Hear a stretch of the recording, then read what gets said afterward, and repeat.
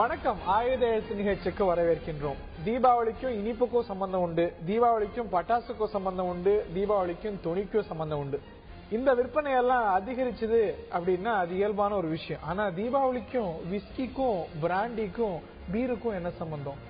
சம்பந்தம் இருக்கு போல இருக்கு. ஏனென்றால் இதனது விற்பனை எல்லாம் உயர்ந்திருக்கிறது. தீபாவளி நாள் என்று மட்டுமே இதனது விற்பனை மதுக்கடைகள்ல 184 கோடிக்கு நடந்திருக்கிறது. இந்த 3 நாள் சேர்த்தா ஒரு 330 கோடி அளவுக்கு தமிழ்நாட்டில் இதனது விற்பனை நடந்திருக்கிறது அப்படிங்கிறது அதிர்ச்சி தரக்கூடிய செய்தியாக பதிவாயிருக்கிறது.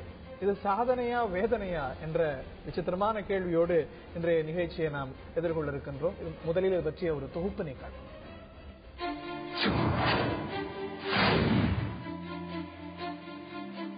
தீபாவளி பண்டிகையை ஒட்டிய டாஸ்மாகின் மது விற்பனை 330 கோடி என்ற உச்சபட்ச இலக்கை தொட்டுள்ளது. மது விற்பனையின் மூலம் கிடைக்கும் மொத்த பணத்தில் அரசின் லாபம் 85%.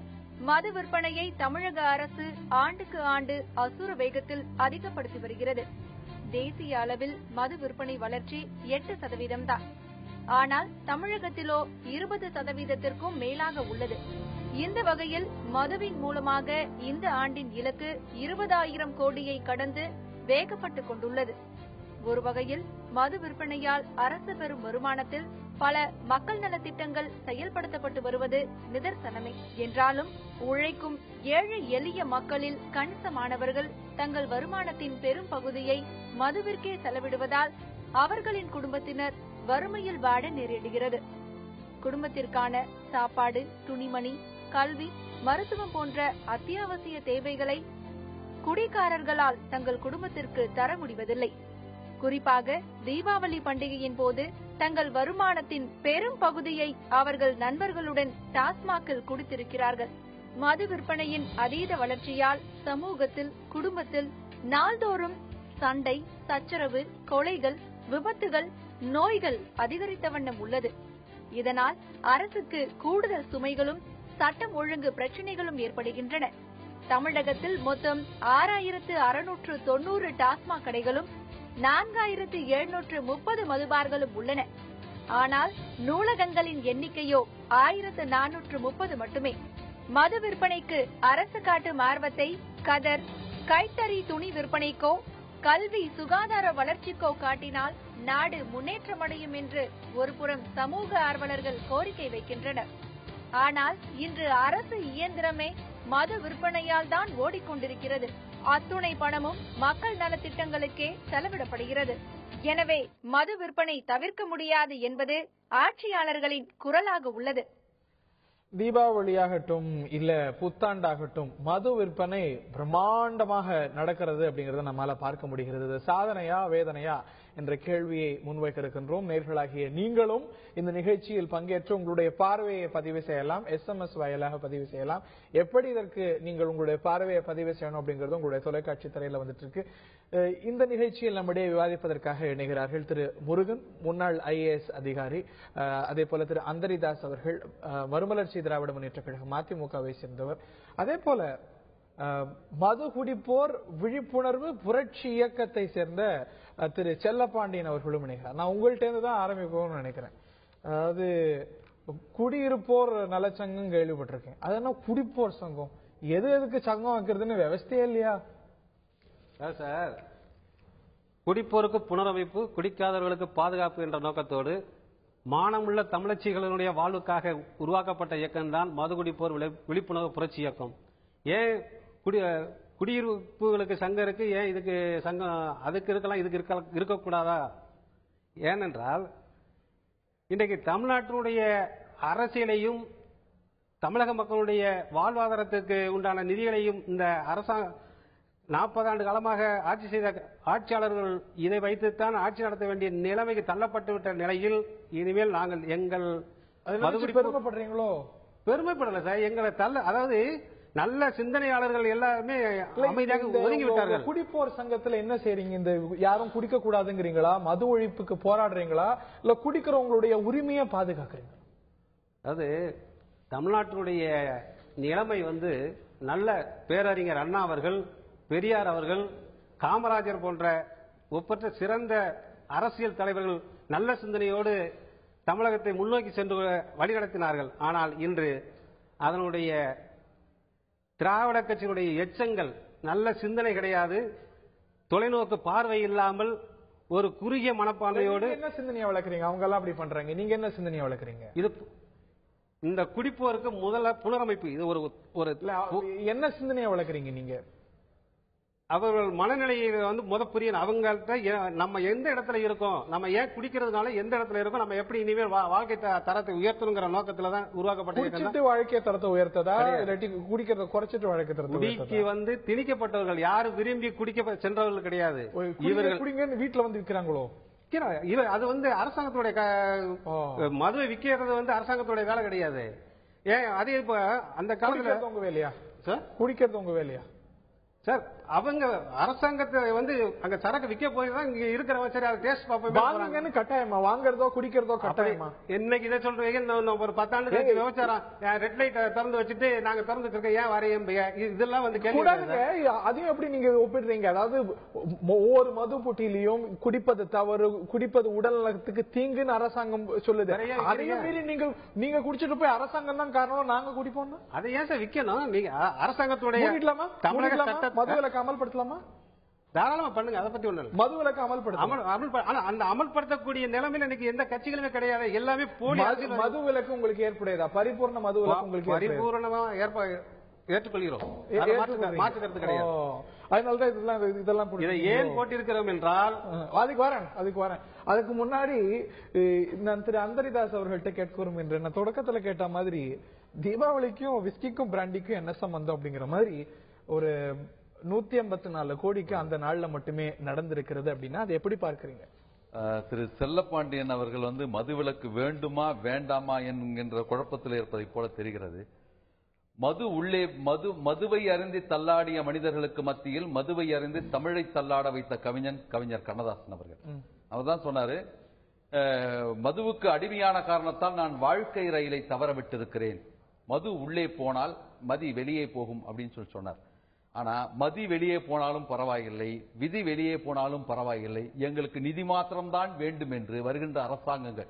அவர் தோழர் சொன்னார், 19 சொல்றார், எல்லாவற்றையும் 19 சொல்லக்கூடாது. இன்றைக்கு ஒரு காலகட்டத்திலே பெருந்தலைவர் காமராஜர் அவர்கள் படிப்படி என்கின்ற சமுதாயத்தை பார்த்து 71ஆம் ஆண்டு கலைஞர் கருணாநிதி அவர் குடி என்று சொன்ன காரணத்தால் தான் இன்றைக்கு ஒரு இலக்கினை வைத்து இன்றைக்கு அரசாங்கமே நிர்ணயிக்கிறது. அதாவது தீபாவளிக்கும் அதுக்கு முந்தின நாளுக்கு விற்பனை மாத்திரம் 154 கோடி, அவங்களுடைய இலக்கே 150 கோடி தான். 4 கோடிக்கு அதிகமா குடிச்சிருக்காங்க. அவங்க என்ன சொல்றாங்க, இன்னும் புள்ளி வரும் வீக் டேஸ் இருக்குல்ல, அதுல 70 கோடி ரூபாய் குடிக்கிறாங்களா, 60 இருந்து 70 கோடி குடிக்கிறாங்களா. சனி ஞாயிறு வருதுல்ல, அது 90 கோடி குடிக்கிறாங்க. இந்த 3 நாட்களுக்கு மாத்திரம் 330 கோடி ரூபாய்க்கு குடித்திருக்கிறார்கள் என்று சொன்னால் இந்த சமுதாயம் இன்றைக்கு எங்கே போய் கொண்டிருக்கிறது என்று நமக்கே தெரியல. மதுரைக்கு பக்கத்துல ஸ்ரீவில்லிபுரத்துல 9ஆம் வகுப்புல 2 மாணவர்கள் குடித்து சஸ்பெண்ட் ஆகியிருக்கிறாங்க. இதுக்கு இப்போ இந்த வாரம் இந்த 2 நாட்களுக்கு முன்னால் வந்த செய்தி. இப்பொழுது அனகாநல்லூர், மதுரைக்கு பக்கத்துல அனகாநல்லூர்ல ஒருத்தர் பூச்சி மருந்தை விஸ்கின் பிராந்தின்னு சொல்லிட்டு அந்த நிறத்துல இருந்ததுனால அதை குடிச்சுட்டாங்க. இன்றைக்கு உயிருக்கு போராடி கொண்டிருக்கிற நிலைமை.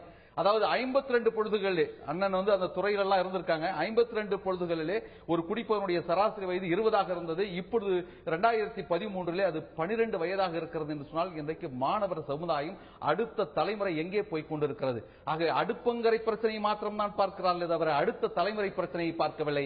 வயிற்று பிரச்சனையை மாத்திரம் பார்க்கலாத தவிர வளரும் தலைமுறை பிரச்சனையை பார்க்க மறந்து விட்டார். வேதனையை நீங்க பார்ப்பதான் நான் புரிஞ்சுக்கிறேன். திரு முருகன் அவர்கள்ட்ட கேட்க விரும்புகின்றேன். இந்த மதுவிலக்கு துறையில நீங்க இருந்திருக்கீங்க, பாருங்க இந்த மாதிரியான விடுமுறை நாளுக்கும் தீபாவளிக்கும் மதுக்கும் என்ன சம்பந்தம்?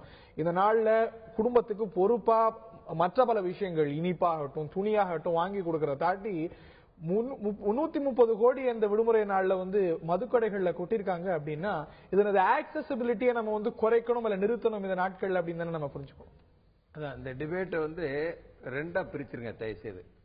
மதுவிலக்கு அரசு பண்ண வேண்டுமா அப்படிங்கிற மாதிரி ஒரு டிபேட்டு, இன்னொரு டிபேட்டு தனி மனிதனின் ஒழுக்கம் குணாதிசயம் பத்தி மகாத்மா காந்தி அவர்கள் தொடர்பு இல்லை. ஏன் இல்லைன்னா நாம ப்ரொஹிபிஷன் ரொம்ப சக்சஸ்ஃபுல்லா நடத்தும் போதே நான் முன்னாடி இங்க ஒரு நிகழ்ச்சியில சொல்லியிருக்கேன், நாங்க வேற ஒரு இதுல இருக்கும் இதை சொல்லியிருக்கேன்.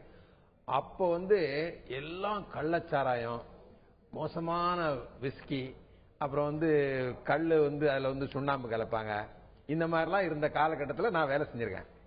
அப்ப வந்து திடீர்னு சாவுகள். இப்ப கூட நீங்க ஒண்ணுமில்ல, மதுவிலக்குல வெற்றியடைந்த மாநிலமாகிய குஜராத்ல போன மாசம் 66 பேர் இறந்தாங்க, ஏதாவது தவறான மது அருந்தி. சோ அப்ப நாங்க என்ன ஃபீல் பண்ணோம்னா, மதுவிலக்கை தொடர்ச்சி கொண்டு வந்து அப்ப எல்லாம் கடத்தல் சாராயம். அதாவது நான் நல்லா என் ஒரு ஜோக் அடிப்போம், எப்படின்னா இன்னைக்கு மரணங்கள் குறைஞ்சிருச்சா திருமுருகன்? இல்ல அப்படி இல்ல. அதை நீங்க என்ன சொல்லணும்னா, ஆமா, அதாவது இவ்வளவு பேர் மது விபத்துகளால் நடக்கக்கூடிய உடல்நல தீங்கால நம்ம கணக்கு எடுத்து போல நீங்க மதுவிலக்கை சரியானபடி நம்மளால் பராமரிக்க முடியவில்லை என்பதை அனுபவபூர்வமாக உணர்ந்தவர்கள் இருக்கிறார்கள். போலீஸ்ல வந்து சரியா பண்ண முடியாம, நிர்வாகத்தில் பண்ண முடியாம, பாண்டிச்சேரியில சார் அவங்க ஜனத்தொகை எல்லாரும் 10 மடங்கு மது அருந்தினா உள்ள அளவுக்கு விற்பனையாகும், எல்லாம் இங்க இருந்து வந்துடும், கடத்திடுவோம். கேரளால இருந்து கடத்துவோம். அது தனி பிசினஸா பண்ணிட்டு இருந்தான். அப்பதான் என்ன பண்ணோம்னா, அப்ப நம்ம அதிகாரிகளுக்கு அந்த பவர் கிடையாது. அப்ப வேற ஏதோ காரணங்களுக்காக மது விலக்க தளர்த்துறாரு. அவர் சொன்ன மாதிரி கருணாநிதி அவர்கள் தளர்த்துறாங்க. அப்ப என்ன இது, நாங்க என்ன சொல்றோம்னா, நியூட்ரலா இருந்துகிட்டு இது எவ்வளவோ பரவாயில்ல, குடிப்பழக்கத்தை உருவாக்கி விட்டார்கள். மக்களுக்கு தமிழகத்தில் குடிப்பழக்கம் இல்லாத நிலையிலிருந்து குடிப்பழக்கத்தை உருவாக்கிய பின் மதுவிலக்கு இன்னைக்கு நீங்க புகுத்துனீங்கன்னா பயங்கரமா கள்ளச்சாராயமோ லோக்கல் சரக்கும் வித்தா இதோட அதிகமா மக்களை பாதிக்கும் என்பது என்னுடைய கருத்து. மது விலக்கு கூட சாத்தியம் இல்லைனாலும் கூட மது குறைப்பு அப்படிங்கிறது சாத்தியப்பட, இந்த மாதிரி தீபாவளி நாள் இல்ல பொங்கல் நாள் இல்ல புத்தாண்டி என்னன்னைக்கெல்லாம் வந்து விடுமுறையோ என்னன்னைக்கெல்லாம் போறதுக்கான வாய்ப்பு இருக்கும், அன்னைக்கு வந்து ஆக்சசிபிலிட்டி. ஏற்கனவே நீங்க இருந்த டிபேட்ல பேசணும். இப்போ நான் மது வந்து காந்தி ஜெயந்தி அண்ணே மது கடைகள் மூடும்னா முந்தின நாள் போய் வாங்கி வீட்டுல ஸ்டாக் பண்ண போறோம். இது எனக்கு அது பேசுறது நீங்க புரியல. அப்ப நீங்க தீபாவளிக்கு டிவி உங்களுக்கு கிடையாதுன்னா 10 நாளைக்கு முன்னா வாங்கி ஸ்டாக் பண்ணிக்கலாம். ஐயா சொன்னதை நான் கொஞ்சம் மாறுபடுறேன். மதுவிற்கும் மது பழக்கத்திற்கும் தனி மனித ஒழுக்கத்திற்கும் சம்பந்தம் இல்லைன்னு ஐயா சொல்றாரு. ஆனால் இன்றைக்கு நாட்டிலே நடைபெறுகின்ற எல்லா கிரிமினல் அஃபென்சஸ்லையும் நீங்க பாத்தீங்கன்னா மதுதான் அதற்கு பின்னணியாக இருந்திருக்கிறது. மது மனிதனை மனிதனாக இருக்க விடுதலை, அது மிருகமாக மாற்றி விடுகிறது என்பதை காந்தி அவர்களே ஒத்துக்கொண்டார்கள். லண்டன்ல கேட்கிறாங்க நிருபர்கள், உங்களுக்கு வந்து காட்டுல விலங்குகள் எண்ணிக்கை குறைந்து விட்டது. ஆமா, காட்டுல விலங்குகள் எண்ணிக்கை குறைந்து விட்டது, ஆனா நாட்டுல விலங்குகள் எண்ணிக்கை அதிகமாகி விட்டதுன்னு காந்தி அவர்கள் சொல்றாங்க. என்னன்னா இருபொருள்பட சொல்கிறார்கள். மதுவை அருந்திய காரணத்தால் அவன் விலங்காக மாறிவிடுகிறான் என்கிற அர்த்தத்திலே தான் காந்தி அவர்கள் சொன்னார்கள். ஆகவே இதை வந்து நம்ம திருப்திக்காக சிலது சொல்ல முடியாது. நீங்க சொல்லிங்க ஆரம்பத்தில் ஒன்றை சொன்னீங்க, அதாவது அரசாங்கம் எதற்கு செலவழிக்க வேண்டும் என்று சொன்னால் கல்விக்கு செலவழிக்க வேண்டும். அதாவது இந்த நாட்டிலே இருக்கின்ற சீர்கேடுகளை எல்லாம் மாற்றக்கூடிய சக்தி எதற்குன்னா கல்விக்கு தான் இருக்குது. ஆனா லைப்ரரி எத்தனை வந்திருக்குன்னா 2004 இருந்த லைப்ரரிகளுடைய எண்ணிக்கை நீங்க வந்து முன்னுரையில கூட சொன்னீங்க நினைக்கிறேன், கிட்டத்தட்ட 3751 தான். ஆனா இன்றைக்கு இருக்கிற லைப்ரரிகள் எண்ணிக்கை வெறும் 4000 தான். 250 260 லைப்ரரி தான் வந்திருக்கு. ஆனா 2002 தனியார் சாராய அதிபர்கிட்ட அந்த ஒப்படைக்கும் பொழுது இருந்த மது டாஸ்மாக் எண்ணிக்கை வந்து 4093. ஆனா இன்னைக்கு 6986, கிட்டத்தட்ட 7000 தொடர்ந்து பேசலாம். நான் மது அருந்துறது நேச்சுரல் சொன்ன மாதிரி ஏதோ சொல்றாரு, அதை மறுக்கிறீங்கன்னு புரிஞ்சுக்கிறேன். அதுல நம்ம டிபேட் பண்ண முடியாதுங்கிறேன். ரைட், அது வேற விவாதம் அப்படிங்கிறது உங்களுடைய கருத்தா புரிஞ்சுக்கிறேன். ஆக தொடர்ந்து பேச வேண்டும். இந்த மாதிரியான மது விற்பனை தீபாவளி நாள் அன்று இந்த அளவுக்கு பிரம்மாண்டமாக அதிகரிப்பு அப்படிங்கிறது சாதனையா வேதனையா? தொடர்ந்து பேசலாம் ஒரு சிறிய இடைவெளிக்கு.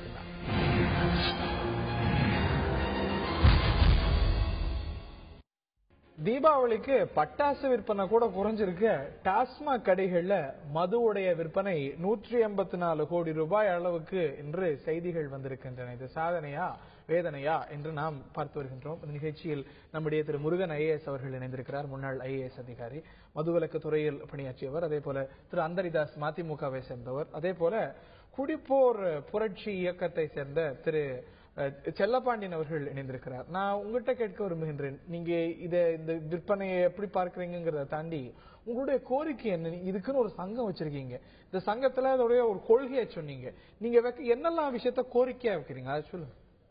அதாவது நண்பர் சொன்னாரு மதுவிலக்கு, இவர் குழப்பத்தில் பேசுகிறார் என்று சொன்னார். ஆனால் நாங்கள் தெளிவாக இருக்கின்றோம், மது குடிக்கின்றோம், தெளிவாகிவிட்டோம். அரசியல் வியாதிகளுடைய நாடகங்கள் எல்லாம் எங்களுக்கு புரிந்து விட்டது. இந்த தீபாவளி தான் எங்களுக்கு கடைசி தீபாவளி. இந்த மதுவுக்கு அடிமையாக இருந்தோம், இனிமேல் விழிப்புணர்வோடு நாங்கள் கிளம்பி விட்டோம். அரசியல்வாதிகள் இனிமேல் அரசியல் வியாதிகள் என்ன பண்ணுவீங்க? அடுத்த தீபாவளிக்கு என்ன பண்ணுவீங்க? பாருங்கள், பொறுத்திருந்து பாருங்க. அதாவது எங்களுடைய நோக்கம் என்றால் மதுவிலக்கு என்று சொல்லிக்கொண்டு அரசியல்வாதிகள் வருங்கால தேர்தலை நோக்கி கூட்டணி எப்படி அமைப்பது என்று இதை புறந்தள்ளிவிட்டு சென்று விடுகிறார்கள். இப்போ என்னுடைய கேள்வி, உங்களுடைய கோரிக்கை என்ன?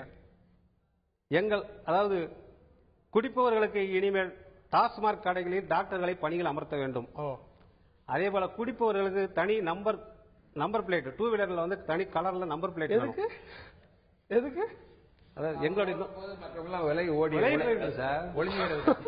அதாவது தனி நம்பர் பிளேட்டா இல்ல தனி கலர்ல சிகப்பு கலர்ல சார் போட்டிருக்குமா கொடுத்தா அங்க வரும்போதே ஓடி ஒளிஞ்சு தீண்டாமை ஒரு வழியா ஒரு சில நேரத்துல குடிக்கிறேன், எப்பவுமே குடிக்க இல்ல யார் இருக்கா? ஒரு சில நேரங்களில் குடிப்பவர்களை பத்தியே பேசல. இல்ல தயவு செய்து முதல்ல நான் சொல்லும் போது கூட சிவர் சொன்னாரு. நான் சொல்லிடுறேன். அதாவது ஐயா ஒரு சிறந்த குடிக்கிறவங்க வண்டி ஓட்டலாமா? வண்டி ஓட்டலாமா? நீங்க தான் தமிழ்நாடு ஃபுல்லா இப்ப குடிக்க ஆகும். அதாவது 7.5 கோடி பேர்ல வண்டி ஓட்டுறது எல்லா நாடுகளையும் வந்து ஒரு தடை செய்யப்பட்ட குற்றங்கள். அதுக்கு தனியா வண்டி ஓட்டுறதுக்கு நம்பர் பிளேட் கேக்குறீங்க? 7.5 கோடி பேர்ல இருக்கிற எல்லாம் குடியா நாய்கிட்டீங்களா? வண்டி ஓட்டாம என்ன பண்றது? 70% விபத்துகள்ல பெரும்பாலும் மது காரணமா இருக்குன்னு உங்களுக்கு தெரியுமா? தெரியாது. அதாவது ஐயா சொன்னார்கள் மதுவிலக்கு துறையில இருந்து தெரிஞ்சு கேக்குறீங்களா தெரியாம கேக்குறீங்க? தெரிஞ்சு கேக்குறீங்களா? பல அரசுகளுக்கு மது காரணமா இருக்கா இல்லையா? அரசாங்கம் மதுவை விற்கின்ற வரை எங்களுடைய கோரிக்கைகளை தொடர்வோம். அரசாங்கம் மதுவிலக்கை அமல்படுத்திவிட்டால் நாங்கள் கோரிக்கை வைக்க போவதில்லை. மது விற்பனையை குறைக்கிறதுக்கு தானே நீங்க போராடணும். அதை தாண்டி வந்து வண்டிக்கு தனியா நம்பர் பிளேட் ஒன்றும் தனியா லைசன்ஸ் ஒன்றும் ஒரே தமிழ். அதாவது இந்திய அரசியலமைப்பு சட்டத்துப்படி 47 சட்ட அறிஞர் ஒரு மனிதனுக்கு உணவு, உடல் நலம் இதெல்லாம் பாதுகாப்பு கொடுக்க வேண்டும். அதை மீறி குடிப்பதை தடுப்பது என்பதை விட குடிக்கிறவர்களை எப்படி பாதுகாப்பது என்பதில் தான் அவர் கண்ணுங்க. அரசியல்வாதிகளும் அதிகாரிகளும் எங்களை அடிமைப்படுத்தி சுரண்டி கொண்டு சாப்பிட்டுக் கொண்டு இருக்கின்றீர்கள். நாங்கள் தெளிவாக வேண்டிய நிலைமை விலகி போகிறது பார்க்கணுமா இல்ல அதை வந்து லீகலைஸ்? நீங்க இந்த மதுவை வச்சுதான் ஆட்சி நடத்துங்கிற நிலைமையில நீங்க இருக்கும் போது கூட்டணிக்கின்ற நிலைமையில பொழுது அதிகாரிகள் மதுவிலக்கு என்று சொல்லிவிட்டு அவர்கள் இதுவரை எந்தவித ஒரு மதுவிலக்கை அமல்படுத்தும் என்று அமல்படுத்தணுமா வேணும்? மதுவிலக்கை அமல்படுத்தணுமா வேணும்? மதுவிலக்கை அமல்படுத்தணும்னு சொல்லிட்டு தான் இன்னைக்கு வரைக்கும் இவங்களால முடியலையே. பண்ணணும் தானே நீங்க போராடணும். இப்ப பண்ண வேணாங்கிறதுக்கு போகாத ஊருக்கு நான் வழி தேடிட்டு இருக்கீங்க. சட்டம், காவல்துறை. சார் ஒரு நிமிஷம் இருங்க சார். நீங்க எனக்கு ஒண்ணு புரியல. அவரு தெளிவா வந்து அவங்க ஒரு சங்கம் அமைச்சிருக்காங்க.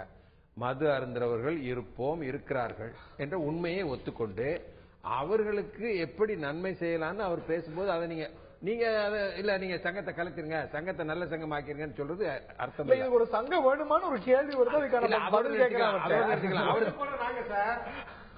எங்க வருமானத்துலதான் இந்த அரசாங்கம் இயங்குதுன்னா பிறகு சங்கம் இல்லாம அவர் சொல்லிட்டாரு.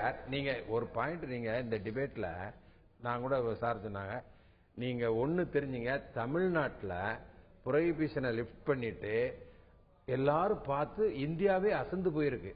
அகில இந்தியாவிலும் இன்றைக்கு நிலைமையில மொத்த சேல்ஸ் வந்து 23 கோடி கேசஸ். தயவுசெய்து பார்வையாளர்கள் இதை தெளிவாக புரிந்து கொள்ளலாம். 23 கோடி கேசஸ் இந்தியா பூரா விற்கும் போது தமிழ்நாட்டில் வந்து 5.2 கோடி கேஸ் விற்குது. அதாவது 20%. உத்தரப்பிரதேசம் நம்மோட 1.5 மடங்கு சைஸ் பாப்புலேஷன், நம்மளோட சேல்ஸ் கம்மி. இதுக்கெல்லாம் என்ன காரணம்னு நீங்க சயின்டிபிக்கா அனலைஸ் பண்ணீங்கன்னா நம்மகிட்ட அந்த பழக்கம் இருக்கு. இதுல மட்டும் இல்ல, இருங்க அப்புறம் சொல்லுங்க நீங்க. அப்புறம் நாம வந்து டிராபிக் ஆக்சிடென்ட்ல இந்தியாவிலே நம்பர் 1. குழந்தைகளுடைய பாதிப்பு, தற்கொலை. போன வாரம் நான் கூட அதை பத்தி ஒரு ஆர்டிகிள் எழுதினேன். தற்கொலையில வந்து இந்தியாவிலே முதலிடம் வகிக்கிறோம். இதுக்கு தீர்வு என்ன? இல்ல அப்படி வாங்க. இப்போ நான் என்ன சொல்ல வந்தேன் சார் கூட அதை நீங்க வேற மாதிரி சொன்னாரு. மதுவை வந்து அரசு வந்து புரோஹிபிஷன் காலத்திலேயே நாங்க அனுபவபூர்வமா பார்த்தோம். இந்த பழக்கம் இல்லாதனால அப்ப குடி குறையா இருந்தனால பெரிய அளவுல தப்பு நடக்கு. ஆனா தப்பு நடந்துட்டு இருந்தது, கள்ளச்சாராயம் இருந்தது. இப்ப நீங்க ஓபன் பண்ணி இந்த பழக்கத்தை இப்ப சார் சொன்ன மாதிரி, அவர் சிலப்பணியன் அவர்கள் சொன்ன மாதிரி நிறைய பேரை பழக்கி விட்டாச்சு கவர்மெண்ட். இன்னைக்கு நிலைமையில நீங்க மது விலக்கு நீங்க போட்டீங்கன்னா அவங்க எல்லாரும் மதுவில இருந்து உடனே ஒரே நாள்ல காந்தி மாதிரி மாறிட மாட்டாங்க. அப்ப எங்கடா கள்ளச்சாராயம் கிடைக்குன்னு அலைவாங்க. அது இதைவிட கொடுமையான ஒரு சூழ்நிலையை உருவாக்கும் என்பது என்னுடைய தாழ்மையான கருத்து. உங்கள்கிட்ட வரணும் திரு அந்தரிதாஸ் அவர்கள்ட்ட கேட்க விரும்பும் என்ற நேரத்தில் ஒரு வேலிட் பாயிண்ட் இருப்பதாக தெரியவில்லை. தமிழக அரசாங்கத்திட்ட கேட்கும் பொழுது சுற்றி நெருப்பு இருக்கும் போது கற்பூரமா நம்ம இருக்கக்கூடிய ஒரு சூழ்நிலை தான் இருக்கு. மதுவிலக்கு அப்படிங்கறது நீங்க கேட்கற மாதிரி உடனடியா இதோ மதுவிலக்குன்னு அமல்படுத்த முடியுமா? அதாவது தள்ளாத வயதிலும் தமிழன் தள்ளாடி விடக்கூடாது என்பதற்காக 71ஆம் ஆண்டு ராஜாஜி அவர்கள் கலைஞருடைய கையை பிடித்து சொல்லும் பொழுது அவர் சொன்ன வசனம் இதுதான். அதாவது சுற்றிலும் எரிந்து கொண்டிருக்கும் பொழுது எத்தனை நாளைக்கு எரியாத கற்பூரமாக இருப்பதுன்னு கலைஞர் கேட்டார். அது சாக்குபோக்குள். ஐயா அவர்கள் தொடக்க உரையில் சொல்லும்போது சொன்னார், மோடி அவர்கள் ஆண்டு கொண்டிருக்கின்ற குஜராத்திலே இன்றைக்கு 62 பேர் கள்ளச்சாராயம் குடித்து செத்திருக்கிறார்கள் என்று சொன்னார்கள். ஆனால் இன்னொன்றையும் அவர் வேறு விதமாக பார்க்க வேண்டும் என்று நான் பணிவோடு கேட்டுக்கொள்கிறேன். 3 முறை அவர் இருந்திருக்கிறார். ஆனால் 3 முறையும் கூட மதுவிலக்கு அமலிலே இருக்கிறது என்று சொன்னாலும் கூட அந்த அரசாங்கம் பொருளாதாரத்திலே பல முன்னுதாரணங்களை ஏற்படுத்திக் கொண்டுதான் இருக்கிறது.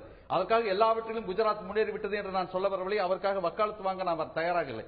ஆனால் 3 முறை இருந்தும் கூட அந்த மதுவிலக்கிலே தெளிவாக இருந்திருக்கிறார்கள். அந்த தெளிவான அரசியல் இங்கு ஏன் இல்ல?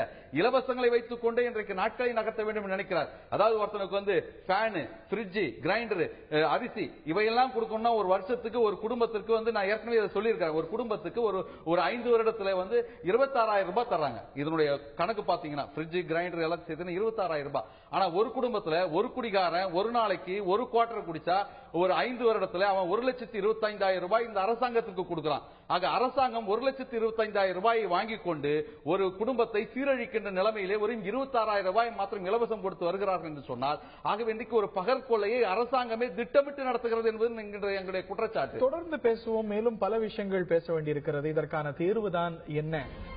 போன தீபாவளியை காட்டிலும் இந்த தீபாவளியில இந்த ஒரு மது விற்பனை அப்படிங்கிறது 22% கூடியிருக்கிறது என்றால் அந்த அளவுக்கு மது குடிப்பவர்கள் அதிகரித்திருக்கிறார்கள் என்று பொருள் கொள்ளலாமா? தொடர்ந்து பேசலாம் ஒரு சிறிய இடைவெளிக்கு பின்னால்.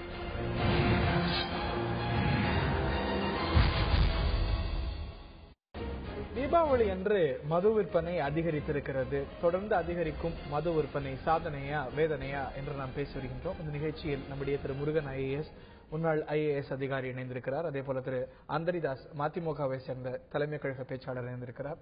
அதே போல திரு செல்லப்பாண்டியன் மது குடிப்போர் விழிப்புணர்வு புரட்சிகர சங்கத்தை சேர்ந்தவர். திரு செல்லப்பாண்டியன் இடைவெளிக்கு முன்னாடி ஒரு சில விஷயங்களை சொல்லியிருந்தீங்க. இவையெல்லாம் எங்களுடைய கோரிக்கைகள். தொடர்ந்து உணவு பாதுகாப்பு சட்டம் இப்போ உள்ள ஒரு உணவு பாதுகாப்பு சட்டம் ஒன்று கொண்டு வந்திருக்காங்க.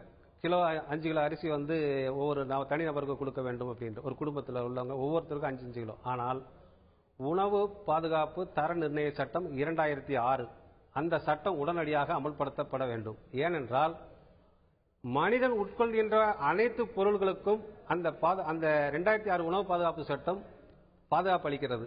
ஆகவே இன்றைக்கு சாதாரண ஒரு ரூபா மாத்திரை சாப்பிட்டா கூட அலர்ஜி ஏதாவது ஏற்பட்டா உடனே அந்த டாக்டர் மேல போய் நம்ம புகார் பண்ணலாம், இல்ல அந்த கம்பெனி மேல புகார் பண்ணலாம். ஆனா டெய்லி 100 ரூபாய்க்கு நாங்க குடிக்கிறவங்க அனாமத்தா குடிக்க வேண்டிய சந்தோஷமா இருக்கு இதெல்லாம் கேட்கும் போது. அவர்களுக்கு அந்த உணவு பாதுகாப்பு சட்டம் 2006 இங்க உள்ள தமிழ்நாட்டினுடைய அரசியல்வாதிகள் உடனடியாக அமல்படுத்த முயற்சி எடுக்க வேண்டும். அப்படியா திருமுருகன்? அதே மாதிரி ஒவ்வொரு கோரிக்கை உண்மையிலே ஒண்ணு ப்ரூவ் பண்றாரு. ஜனநாயகத்துல நீங்க என்னத்துக்கு இல்லாமோ உரிமை இருக்குன்னு சொல்லி போராடுறீங்களா, நாங்க ஒண்ணுக்கு போராடுறோம்னு இவர் ஒரு நல்ல பாயிண்ட் சொல்லாரு. இப்ப சாருடைய இந்த துண்டு பார்த்தோம்னு நினைச்சேன். அதுல பாருங்க மது பாட்டில் எல்லாம் போட்டு அது என்ன சொல்ல நீங்க கொடுத்ததானே சார்? இல்ல உண்மையை பாராட்டுறேன். நாங்க கேளுங்க அவர் என்ன சொல்றாரு. ஒரு கேட மாதிரி போட்டு இல்ல அட்மிட்ல அவர் என்ன சொல்றாரு பாருங்க. நீங்க உணவு பாதுகாப்புன்னு சொல்றீங்க, அப்போ அவனுக்கு உடம்பு சரியில்லைன்னா அது உடனே டாக்டர் பாக்குறாரு உணவு கெட்டதா இருந்தா. மது நீங்க கவர்மெண்ட்ல இருந்து விக்கிறீங்க, நாங்க அந்த மதுவை குடிச்சு அது சரியில்லை, அதுல ஏதாவது தப்பு இருக்குன்னா அதுக்கும் அதே அவங்க சங்கத்தை நடத்துறத நீங்க கேக்குறீங்க. அரசு இது கடைகள் நடத்திட்டு இருக்கும் போது அதுக்குன்னு ஒரு சங்கம் வச்சுக்கிறதுல என்ன தவறுன்னு கேட்கலாம்.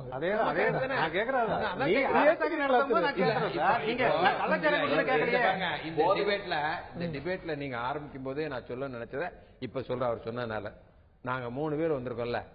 நீங்க தீபாவளியில இந்த அளவுக்கு சரக்கு கூடலன்னா நீங்க இந்த டிபேட் ஆரம்பிச்சிருக்க மாட்டீங்க இல்லையா? அப்படிதானே? இப்ப நீங்க என்ன சொல்றீங்க, மது ஓரளவுக்கு அருந்திக்கிட்டே இருந்தாங்கன்னா பரவாயில்ல, அதிகமாயிட்டே போகுது. இது ஒரு எடுத்துக்காட்டு. இப்ப போன வருஷத்தை காட்டிலும் இம்முறை 22% அதிகரித்திருக்கிறது அப்படிங்கும்போது நீங்க இதை ஏன் எதிர்பார்க்கலன்னு கேக்குறேன். செல்போனு நிறைய விற்கும், அது வீட்டுல குழந்தைகளுக்கு பாட புத்தகமும் துணியும் வாங்காமல் 2வது செல்போன் வைத்திருக்கிற டிரைவர் கூட எனக்கு தெரியும். பட்டாசு விற்பனை குறைஞ்சிருக்கு. பட்டாசு விற்பனை குறைவதற்கு காரணம் அந்த விலையை எக்கச்சக்கம் ஏத்தி தனியார் ரொம்ப அதிகமா போய் பட்டாசு மாதிரியான ஒரு போதை இல்ல. பட்டாசு அப்படியே விலகி பட்டாசு வெடிக்க கூடாதுன்னு இயக்கம் பண்ணவங்க எல்லாம் கூட நமக்கு தெரியாத விட்டுருங்க. குடிமக்களுடைய வருத்தம் அதுதான். டாஸ்மாக் அதிகமான விலை வச்சிருக்காங்க. அதாவது நம்முடைய வாதமே போதை தரும் பழக்க வழக்கங்களால் இந்த சமுதாயம் மேலும் சீரழிந்து கூடக்கூடாது என்பதற்காக தான் நம்ம பேசணும். அது கரெக்ட். அதுக்காக தான் 2004 வைகோ அவர்கள் 1200 கிலோமீட்டர் நடந்தார். 2 பிரதான கோரிக்கைகள், ஒன்று நதிநீரை தேசியமயமாக, இன்னொன்று மதுவிலக்கு அமலுக்கு வர வேண்டும். நான் சொல்றேன், வைகோ அவர்களும் நல்லா தெரியும், ராம்தாஸ் அவர்களும் பேசுறாரு, மணியன் அவர்களும் பேசுறாரு. தனியா பேசும்போது நானே இவர்ல ஒருத்தட்ட கேட்டிருக்கேன், நீங்க உங்க கட்சியில இருக்கிற ஆளு ஒரு ஆளு கூட மது இருந்தக்கூடாது கட்சியில வச்சிருக்க மாட்டேன்னு சொல்லி நீங்க கட்சி நடத்துவீங்களா நான் கேட்டிருக்கேன். அதுக்கு ஒரு உதாரணம் வைகோ சொல்ல, நான் ஜெனரலா சொல்றேன். ஒரு உதாரணம் சொல்றேன். 3 மாதத்துக்கு முன்னால், நான் பேரை சொல்ல விரும்பவில்லை, ஒரு கட்சியில 200 இளைஞர்கள் ஒரு குறிப்பிட்ட இடத்துல ரத்தத்தை நாங்க இனாமா கொடுக்கறோம்னு சொல்லி கவர்மெண்ட் டாக்டர்ஸ் எல்லாம் ரெடியா உட்கார்ந்து அவங்கள டெஸ்ட் பண்றாங்க சார். 18 பேர்ட்ட தான் ரத்தம் எடுக்க முடியும். ஏன்னா இது எல்லாரும் விஸ்கி சாப்பிட்டு வந்திருக்கிறான். அந்த ஊர்ல இருந்து வருவான் பாருங்க அந்த வேன்ல. ரைட். நான் சொல்லிடுறேன், பொதுவாக மது குடிக்கின்ற எல்லா அரசியல் கட்சியிலும் இருக்கிறது. ஆனால் வைகோ அவர்கள் இதை பிரதானமாக எடுத்துக்கொண்ட பிறகு, இதை கொள்கை கோஷமாக வைத்த பிறகு, அப்படி குடிக்கின்ற பழக்கத்தை இருக்கின்ற ஒரு சிலர் கூட விட்டுவிட்டார்கள் என்பதுதான் மது குடிக்கிறவங்க, மது பழக்கம் இருக்கிறவங்கள வச்சுக்க மாட்டோம், விளக்குவோம் அப்படின்னு ஏன் ஒரு கொள்கை முடிவு எடுக்க? பல கட்டங்களிலே இது மாதிரி அங்கொன்றும் இங்கொன்றுமாக வந்த புகார்களை வைத்துக் கொண்டு கட்சியை விட்டு விலக்கிய சம்பவங்கள்லாம் உண்டு. வேற எந்த கட்சியும் நடக்கல. அதாவது உங்களோட கட்சியோட கொள்கையில ஒண்ணா மது குடிப்பவர்கள் இருக்க முடியாது, குடிக்கக்கூடாது, குடிக்கிறவங்க யாரும் என்னோட நடந்து வரக்கூடாதுன்னு தெரிஞ்ச பிறகுதான் 3000 பேர் நடந்து வந்தாங்க.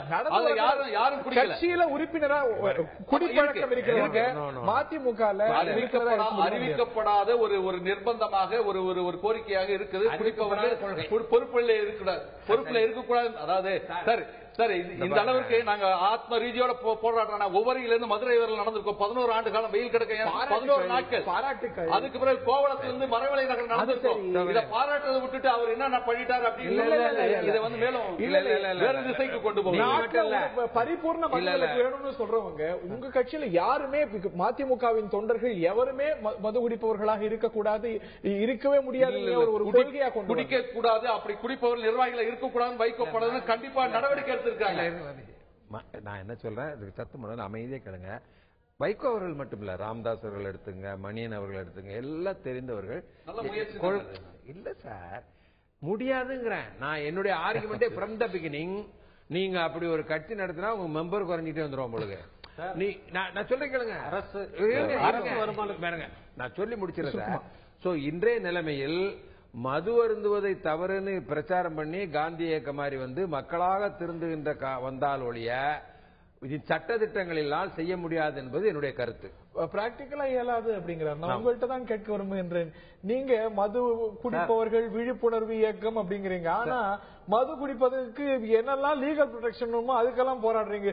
லைசன்ஸ் எங்களுக்கு தனியா கூடி, எங்களுக்கு தனி நம்பர் பிளேட்டை கூடி, ஓவரா இல்லையா? அதாவது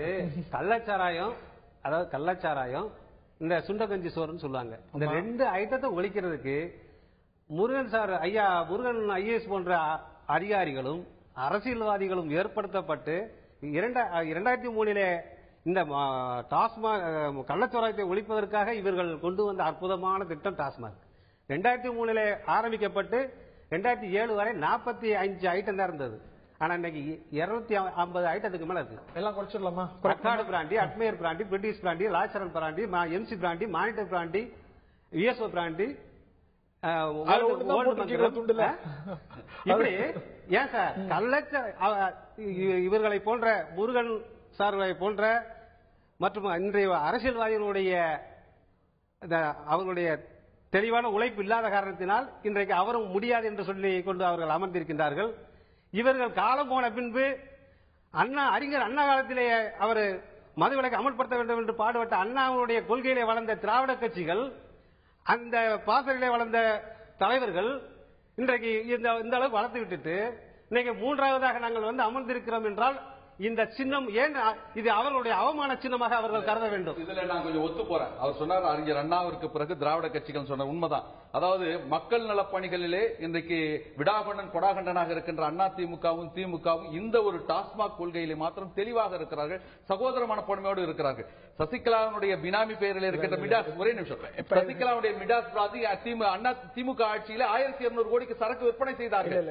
இன்றைக்கு ஜெகத் ரட்சகனுடைய அந்த எல்ஐ டிஸ்டிலர்ல இருந்து இன்றைக்கு அதிமுக ஆட்சியிலே 1200 கோடிக்கு சரக்கு சப்ளை செய்து கொண்டிருக்கிறது. இதிலே சகோதரத்துவமும் ஒற்றுமையோடு கூட்டணியாக இருக்கிறார்கள். இந்த ஒரு விஷய பிரச்சனையில மாத்திரம். அதாவது ஒரு நிமிஷம், இது அனதர் டிபேட். நான் என்ன சொல்றேன், சப்போஸ் மிடாஸோ ஜெகத் ரட்சகன் இதையோ நாளைக்கு மூடிட்டாலும் மது குறைந்துருமான்னா கிடையாது. தொடர்ந்து பல்வேறு அம்சங்களை நம்ம பேச வேண்டியிருக்கிறது. இதற்கான தீர்வு அப்படிங்கிறது மதுவிலக்குன்னு சொல்லிட முடியுமா? மதுவிலக்கு அப்படிங்கிறது கேட்பதற்கு அருமையாக இருந்தாலும் கூட மதுவிலக்கு அப்படிங்கிறது இது போன்ற பிரச்சனைகளுக்கு இது சாதனை என்று எத்தனை பேர் ஏற்றுப்பாங்கன்னு தெரியல. வேதனைன்னு நினைக்கக்கூடியவர்கள் கூட இது மதுவிலக்கு உடனடியா ஒரே கட்டமா கொண்டு வருது அப்படிங்கறதெல்லாம் தீர்வாக அமைந்து விட முடியுமா? பல கட்டங்களாக கட்டுப்பாடுகள் தீர்வா? தொடர்ந்து பேசுவோம், ஒரு சிறிய இடைவெளிக்கு பின்னால்.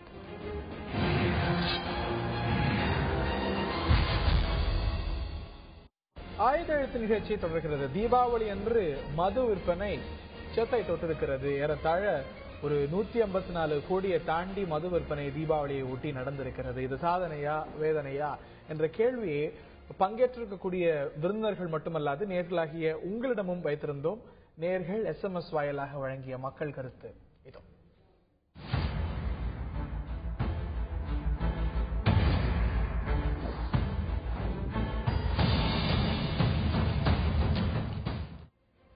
இந்த மது விற்பனை அதிகரிப்பு சாதனை என்று 10% தெரிவித்திருக்கிறார். வேதனை என்று 81%, இது தவிர்க்க இயலாதது என்று 9% தெரிவித்திருக்கிறார்கள். இது மக்கள் கருத்தாக பார்க்கிறோம். பாருங்க, இந்த ஒரு 10% உங்களுடைய ஒரு சாதனையா பார்க்கிறாங்க அப்படிங்கிறது தான் வேதனையா பார்க்கணுமான்னு தெரியல. நீங்க கேட்ட கேள்விக்கு இப்ப எனக்கு வேதனை இருக்கு, ஆனா இதை தவிர்க்க முடியாதுன்னு சொல்லுவாங்க. கேள்வி சரியில்லை. கேள்விக்கு பதில் இல்ல, இது தடுக்க முடியுமான்னு கேட்டா முடியாது. ஏன்னா மக்கள் மத்தியில இதுக்கு ஒரு விருப்பம் வருது. இப்ப ஸ்மோக்கிங்க நிறுத்த முடியுமா? ஸ்மோக்கிங்க நிறுத்த முடியுமா? அல்லது மோட்டார் சைக்கிள் போகும்போது நாங்க இப்ப டிராபிக் அதிகரிக்கிறத குறைக்க முடியுமா? அதிகரிக்கட்டாலும் அப்ப ஓரளவுக்கு ஸ்டெடியா வித்துக்கிட்டு இருந்தா போதுமா? அப்பவும் மக்கள் கெட்டு போறாங்க. அதிகரிக்க கூடாதுங்கிறத கொள்கையா இருக்கணும். மது விலக்கு அப்படிங்கறத அதிகமாகதோ குறையுதோ ஆவரேஜா இது மட்டும் இல்ல, எல்லா விதமான கெட்ட பழக்க வழக்கங்களும் 12% தமிழ்நாட்டில். இது எந்த துறையின் கட்டுப்பாட்டின் கீழ் வருகிறது? இல்ல சார், மது விலக்கை நம்ம சஸ்பெண்ட் பண்ணிட்டோம். மதுவை தனியார்கள் வியாபாரம் பண்ணும்போது ஏகப்பட்ட பிரச்சனை இருந்ததுன்னு ஹோல்சேல 1983 டாஸ்மாக கிரியேட் பண்ணி எம்ஜிஆர் அவர்கள் பொது விற்பனையை ஆரம்பிச்சாரு. அப்புறம் அதுல பெரிய பிரச்சனையாகி அப்புறம் டாஸ்மாக் ரீட்டைலும் பண்ணிருக்கு. இதுல எல்லாம் கவர்மெண்ட் பண்ணதை பத்தி தவிர்க்க இயலாதுங்கிறது உங்களுடைய பார்வை? ஒரு நிமிஷம் நான் சொல்லிடுறேன். நல்ல நிர்வாகம் சரியான கட்டுப்பாடோடு நடந்த அமெரிக்காவில் 1920 மதுவிலக்கை கொண்டு 1933 13 வருஷம் கழிச்சு விட்டுருங்கப்பா முடியாதுன்னு சொல்லி அப்படியே விட்டாங்க. ரஷ்யாவில் 14 வருஷம் இருந்தது. இந்த மாதிரியான சூழ்நிலையை நம்ம மனசுல வச்சுதான் டிபேட் பண்ணணும்.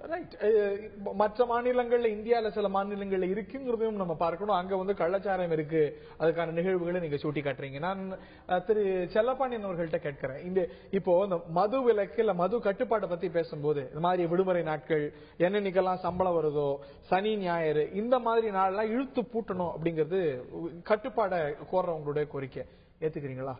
அதனால ஒன்னும் ஒரு பெரிய வித்தியாசம் வர போறது இல்லை. ஏன்னா 3 நாள் வைக்க போறாங்க. ஒரு மாசத்துக்கு வேண்டியதை வாங்கி 2008 2009 மது ஆலைகளில் இருந்து டாஸ்மாக் கடைகளுக்கு வருவதற்காக உலக சுகாதார நிலையம் இந்த மாதிரி கிடைக்கக்கூடிய நாட்களோட எண்ணிக்கையை குறைக்கிறது, கிடைக்கக்கூடிய நேரத்தை குறைக்கிறது, அதெல்லாம் தெரியாம தான் சொல்லுது. இதுதான் இதுக்கான முதல் கட்ட படிகள் அப்படின்னு சொல்லுது. தெரியாம தான் சொல்லுது உலக சார். அதாவது உலக அளவுல இன்னைக்குள்ள அரசியல்வாதிகள் எல்லாருமே லஞ்சம், ஊழல், சுயநலம் அந்த அமைப்புல தான் இருக்கிறாங்க, அதிகாரிகள் உள்பட. எங்களை போன்ற இளைஞர்கள் வெறுத்து போய் இந்தியா முழுவதும் தமிழகத்திலே உணர்ச்சி பூர்வமாக இளைஞர்கள் தயாராக இருக்கின்றார்கள் மாற்றத்தை எதிர்பார்த்து. அந்த விரக்தியில தான் குடிக்கிறீங்களா? குடிக்கிறல எங்களை குடிக்க வைத்து விட்டார்கள், எங்களை அடிமைப்படுத்தி விட்டார்கள். வேகத்தில் இருக்கிறோம். சமுதாயம் சரியில்லை, சொல்லி அவர் நல்ல பாயிண்ட் சொல்றாரு. அவர் என்ன சொல்றாரு, நீங்க ப்ரொஹிபிஷனை லிஃப்ட் பண்ணி எங்கள்கிட்ட வந்து ட்ரிங்கிங்க பழக்கிட்டு இப்ப வந்து நிறுத்தி 2008-2009 ரிலையன்ஸ் பொது நிறுவனத்துல இந்த டாஸ்மாக் நிறுவனம் பிரீமியமாக 7.31 கோடி ரூபாய் கட்டியிருக்கு. எதுக்குன்னா மதுபான ஆலைகளில் இருந்து டாஸ்மாக் கடைக்கு சரக்கு கொண்டு வந்த இடையில பாட்டு டேமேஜ் ஆயிடுச்சுன்னா அதுக்கு இன்சூரன்ஸ் கிளைம் பண்றதுக்காக 11 சில்லரை கோடி ரூபாய் வந்து தமிழக அரசு உயர்நீதிமன்ற வழக்கு தொடர்ந்து 3.5 கோடி ரூபாய் ரிலையன்ஸ் பொது நிறுவனம் பாக்கி வச்சிருக்குன்னு சொல்றாங்க. ஆனா டெய்லி நாங்க 100 ரூபாய்க்கு குடிக்கிறவனுக்கு ஒரு இன்சூரன்ஸ் கிடையாது. இன்சூரன்ஸா? சார் உடையிற பாட்டுக்கு இன்சூரன்ஸ் இவங்க கவர்மெண்ட் பிரீமியம் கட்டிட்டு வருதுன்னா நீ 100 ரூபாய் 80 ரூபாய் சரக்கு விற்க வேண்டியது 85 ரூபாய் 100 ரூபாய் 110 ரூபாய் விற்கிறீங்க. இஷ்டத்துக்கு ரேட் அதிகம் வச்சு விற்கிறீங்க. எங்களுக்கு உயிரை பணைய வைத்து குடிக்கிறது. அவர் தவறான செய்தியை சொல்லணும். அதாவது அரசாங்கத்தினுடைய வருமானத்திற்காக லட்சக்கணக்கான குடும்பங்களை ஏய்த்துத்தான் மாறி மாறி ஒரு குடிப்பழக்கத்திற்கு இந்த அரசாங்கம் கொண்டு வந்தது என்பது உண்மை, தவிர்க்க முடியாத உண்மை. அதாவது ஒரு அழகான எல்கேஜி போயமா உல்டா பண்ணி எனக்கு ஒரு SMS வந்தது. Twinkle twinkle little bar, how I wonder what a bar, water rates are up so high, drink a rum with chicken fry ன்னு சொல்லிட்டு ஒரு SMS அனுப்புறாங்க. அது மாதிரி ஒரு குடிகார சமுதாயத்தை மாறி மாறி வருமானத்திற்காக தன்மானத்தை அடகு வைக்கின்ற ஒரு கேவலமான சமுதாயத்தை மாறி மாறி ஆட்சியாளர்கள் வைத்து விட்டார்கள் என்பது உண்மை. ஆனால் அதை எப்படி திருத்த வேண்டும் என்பதுதான் நம்ம கண்ணு கருத்துமா இருக்கணும், தவிர வேற மற்றபடி சிந்திப்பதும் தவறான அணுகுமுறை நான் நினைக்கிறேன். ஏன்னா இன்றைக்கு லைப்ரரி வந்து 9% அதிகமாயிருக்கு. கல்வியில முக்கியத்துவம் கொடுக்கணும் அரசாங்கம். வள்ளுவன் அதுதான் சொன்னான், செய்தக்க வல்ல செய்யக்கடும், செய்தக்க வல்ல செய்யாமையாலும் கடும். ஒரு அரசாங்கம் எதை செய்யணும் அதை செய்யணும். அரசாங்கம் எதை செய்யணும்னா கல்வியை கொடுக்கணும். ஆனா கல்வியை தனியார்கிட்ட கொடுத்துட்டாங்க.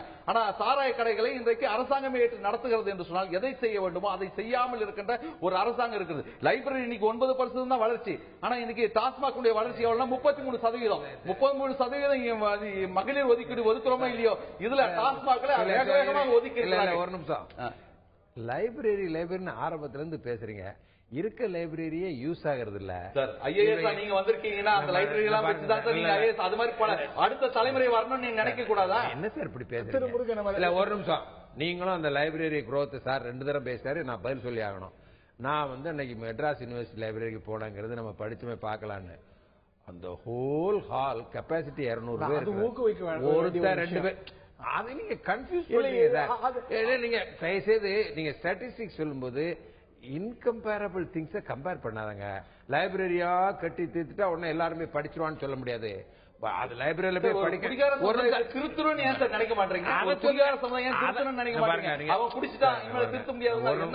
நிமிஷம் சார். நீங்க லைப்ரரி உதாரணத்தெல்லாம் சொல்லாதங்க. நீங்க சொல்லதை நான் ஏத்துக்கிறேன். நீங்க அவர் ஒரு சங்கம் வச்சிருக்காருல, குடிக்கிறவர்களுக்கு உள்ள சேவை மாதிரி குடியை பெருக்குவதற்கு உங்க நடைப்பயணம் போறீங்க, வரவேற்கிறேன்.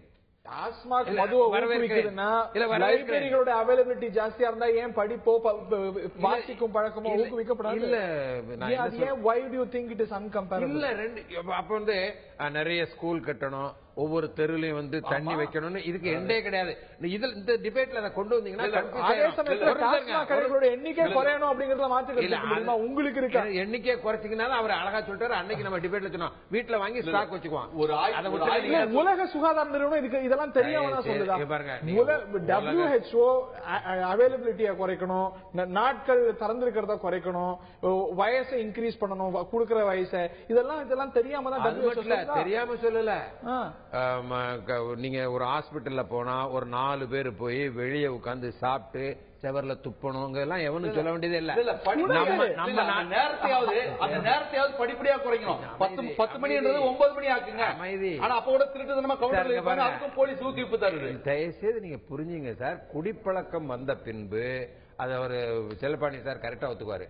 ஒரு மனிதனுக்கு வந்து குடிப்பழக்கம் வந்த பிறகு நீங்க அவைலபிலிட்டியை குறைச்சிங்கன்னா அவன் போய் வெளியே வாங்கிட்டு வந்துட போறான். இதுல சந்தேகமே இல்ல, அனுபவபூர்வம் நான் சொல்றேன்.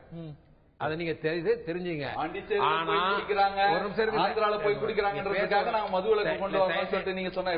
நான் ஒண்ணு பேசுவேன், இன்னொன்னு சொல்ல ப்ளீஸ். நான் சொல்லிக்காங்க. இப்ப வந்து இவர் வைகோ அவர்கள் வந்த மாதிரி, ராம்தாஸ் அவர்கள் வந்த மாதிரி, மணியன் வந்த மாதிரி நிறைய பேர் இதை நிறைய பேசி குடித்தால் குடும்பத்துக்கு கேடு, உடல்நலம் கேடுன்னு சொல்லி அப்படியே விழிப்புணர்வு வந்து குறைக்கிற மெத்தட் தான் பிராக்டிக்கல் மெத்தடு. நீங்க மது அவைலபிலிட்டியை நான் குறைத்து வெற்றி அடைந்ததாக சரித்திரமே இல்லை என்பது என்னுடைய கருத்து. WHO சொல்லுது தெரியாமல் தான், சரித்திரம் புரிஞ்சுக்காம தான் WHO உலக சுகாதார மையம் சொல்லுதாங்க. சொல்லவில்லை, அவர்கள் இதை செய்யுங்கள் சொல்றானே தவிர அமெரிக்காவில் வெற்றி அடையல. இன்னைக்கு 16 கண்ட்ரில ட்ரை பண்ணி விட்டுட்டாங்க. இப்பவும் தாய்லாந்துல திங்க் பண்ணிட்டு இருக்காங்க. இதுதான் பொசிஷன். ரைட், நான் உங்கள்கிட்ட கேட்க விரும்புறேன். நீங்க இந்த பக்கம் மது பூட்டிய 2 பக்கமும் போட்டுட்டு இருக்கீங்க, அங்க ஏதோ ஒரு பழம் மாதிரி வச்சிருக்கீங்களா? அதாவது சார், நம்ம ஐயா முருகன் ஐயா சொன்ன மாதிரி இதை ஒழிக்க முடியாதுங்கிற நிலைமை இருக்கும் வரை எங்களுடைய கோரிக்கை, இன்றைக்கு 2008 இருந்து 2013 வரை வருடத்திற்கு 15,000 தமிழச்சிகள் தாலியை இழந்து கொண்டிருக்கின்றார்கள். கிட்டத்தட்ட 1.5 லட்சம் தாலிகள் இழந்து விட்டார்கள். அவர்களுடைய விதவைகளாக மதுவினால் 1.5 லட்சம். நீங்க சொல்லக்கூடிய வழியெல்லாம் இன்சூரன்ஸ் கொடு, வண்டிக்கு தனிய நம்பர் கொடுங்கறதெல்லாம் இது விதவைகளை அதிகரிக்குமா குறைக்குமா? நீங்க இன்சூரன்ஸ் எங்களுக்கு தனியா இன்சூரன்ஸ் கொடு, நம்பர் பிளேட்டை கொடு, எங்களுக்கு தனியா தொகை கொடு அப்படிங்கறதெல்லாம் இந்த விதவைகளோட எண்ணிக்கை அதிகரிக்குமா? குடிக்காதவங்க என்ன பாவம் செஞ்சாங்க? நாங்க குடிக்கிறோம்னு வச்சுக்கோங்க, குடிக்கிறவங்களா அந்த பக்கத்துல இருந்து விளக்கணும்னு சொல்றீங்களா?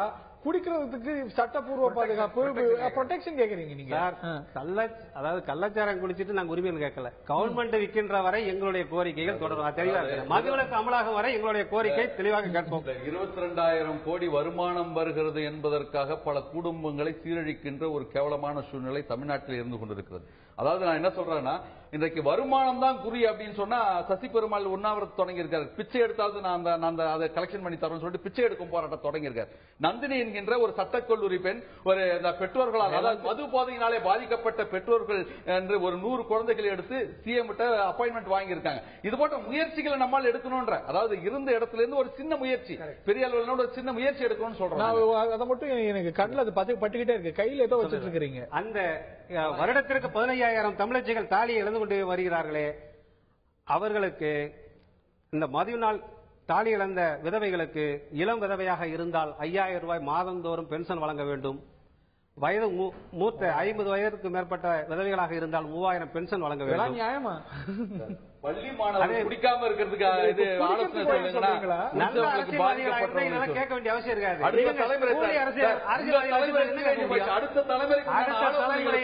அடுத்த தலைமுறையை உருவாக்கக்கூடிய இயக்கம் சரியில்லை. என்னது கையில வச்சு போலி அரசியல், போலி அந்த பழத்தை கையில வச்சுட்டு தமிழகத்தில் மதுவிலக்கு அமலாகும் வரை தமிழச்சிகளுடைய தாலிகள் காக்கப்பட வேண்டும் என்றால் மானமுள்ள தமிழச்சிகள் தினந்தோறும் தன் குடும்பத்திற்கும் குடும்ப தலைவனுக்கும் பிள்ளைகளுக்கும் இந்த கொய்யாப்பழம் வழங்க வேண்டும். ஏன் என்று சொன்னால், அவர் முழு குடிகாரனாக இருந்தாலும் முழுவதுமாக அடிக்டானவர்கள் கூட தொடர்ந்து 1 மாதம் இந்த கொய்யாப்பழம் சாப்பிட்டால் அவனுடைய மனநிலை மாறும். மதுவில் இருந்து அவர்கள் விடுதலை பெறுவார்கள். இவர்கள் தவறாக புரிந்து கொண்டிருக்கிறார். மது குடிப்போர் விழிப்புணர்வு புரட்சி இயக்கம் என்பது ஒரு போர் நடந்துருச்சு. இந்த அரசியல் வியாதிகளால் சீரழிந்து விட்டது. அதை புனரமைக்கக்கூடிய இயக்கம் தான் மது குடிப்போர். அரசாங்கம் எத்தனையோ விஷயம் சொல்லுது, அதெல்லாம் நீங்க அவாய்ட் பண்ணுவீங்க. அதுல அவாய்ட் பண்ணுவாங்க. அரசாங்கம் குடின்னு யாரையா சொல்லுதா? குடியில் நீ கடையை திறந்து வச்சுட்டு குடிக்காத சொன்னா யாரு குடிக்கலாம்? ஆடு மாடா குடிக்கும். நான் அடிக்ஷனை பத்தி சொல்லி இருக்கிறாரு. அதை முதன்மையான கோரிக்கையாக வைத்தால் நல்லா இருக்கும். குடிச்சிட்ட பிறகு வர்ற கோரிக்கைகளை விட மதுவிலக்குன்றதே முக்கியமான பிரதான கோரிக்கைன்னு அவர் வைக்கணும். மதுவிலக்கு என்பது மாபெரும் அதாவது நல்ல சிந்தனையாளர்கள் அந்த கோரிக்கை வைக்கல. தப்பா அவர் கொய்யாப்பழம் கொடுங்க, கொய்யாப்பழம் சாப்பிட்டு மதுவும் சாப்பிட்டு கொஞ்ச நாள் கழிச்சு ஒருவேளை மது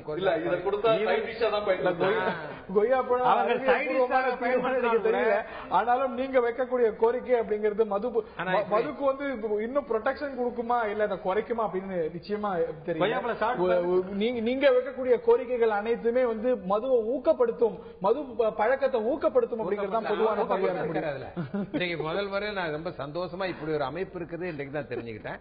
அவர் தெளிவா இருக்காரு.